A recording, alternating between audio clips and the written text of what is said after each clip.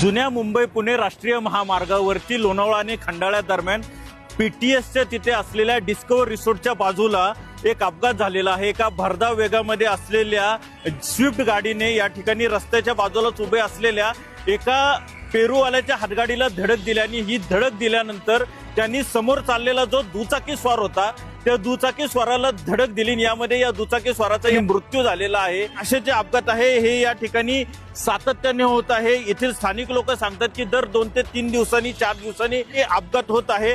हे अपघात प्रणव क्षेत्र झालेलं आहे। मात्र असं असतानाही हे अपघात रोखण्यासाठी ज्या काही उपाययोजना केल्या पाहिजेत त्या उपाययोजना पोलिसांनी म्हणा किंवा जे महामार्ग पोलीस आहेत त्यांनी किंवा आरटीओनी कुणीही केलेले दिसत नाही। या ठिकाणी अनेक वेड्यावाकड्या वळणाचा रस्त्याने या ठिकाणी भरधाव वेगामध्ये गाड्या येत असतात आणि जो वेग आहे हा वेग आवरला गेला पाहिजे। यासाठी कुठल्याही प्रकारचे जे सूचना फलक आहे ते सूचना फलक या ठिकाणी पोलिसांनी लावलेले नाहीये। शिवाय अजून एक सर्वात महत्वाची बाब म्हणजे या गाडीने ज्या पेरूवाल्याच्या हातगाडीला धडक दिलेली आहे ती हातगाडी देखील या अपघाताचे कारण असू शकते। कारण अशा प्रकारच्या अनेक ज्या गाड्या आहेत अनेक गाड्या लोणावळ्यातील जे मॅप्रो आहे मॅप्रो पासून ते खंडाळ्यापर्यंत ह्या ज्या मोठ्या प्रमाणात गाड्या रस्त्याच्या बाजूला लावण्यात आलेल्या आहेत। रस्त्याला खेटूनच या गाड्या उभ्या असतात आणि जे काही लोक आहेत पेरू घेण्यासाठी ते या गाडीला खेटून रस्त्यावरतीच आपली गाडी उभी करतात आणि यामुळे इथे भरधाव वेगात येणाऱ्या ज्या गाड्या आहेत ते या ठिकाणी या